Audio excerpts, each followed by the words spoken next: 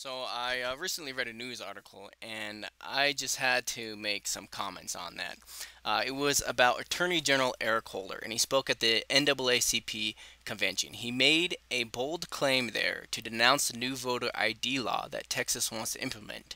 He claimed it was illegal because it was a poll tax. Okay, never mind that 11 other states already have implemented similar laws, but that's not really the focus of my topic here. The thing that really caught my attention was when he tried to claim that it was prejudice against blacks.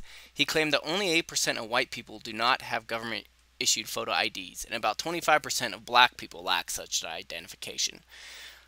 So, what exactly are you saying, Attorney General?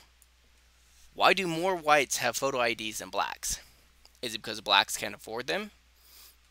If you go at that angle, then you're only feeding the stereotype that all black people are poor.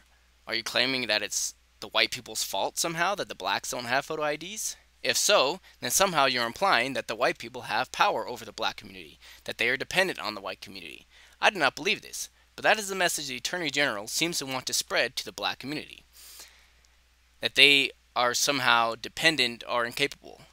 Personally, I feel we should move past all this black versus white rhetoric. That blacks should be treated as equals as far as privileges and responsibilities go.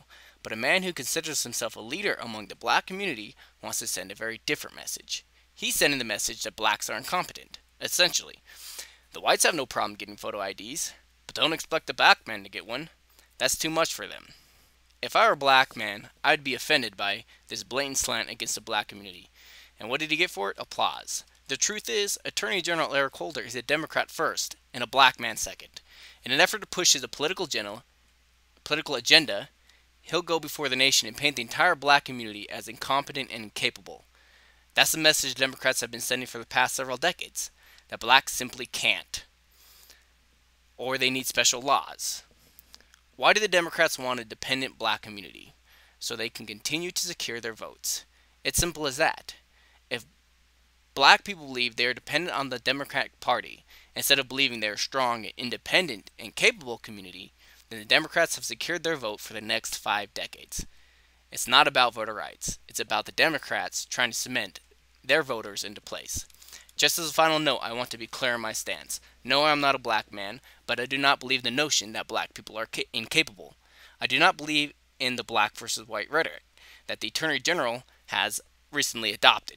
I believe that the black community is just as capable as the white community, and that basing policy on the idea that black people can't only discourages a black community from reaching their full potential. These black versus white ideas are poison and can only encourage prejudice. Feel free to leave comments in below. Keep it civilized. Generally, when people can talk in a civilized manner, more is accomplished. So that's my statement on that matter. Thank you.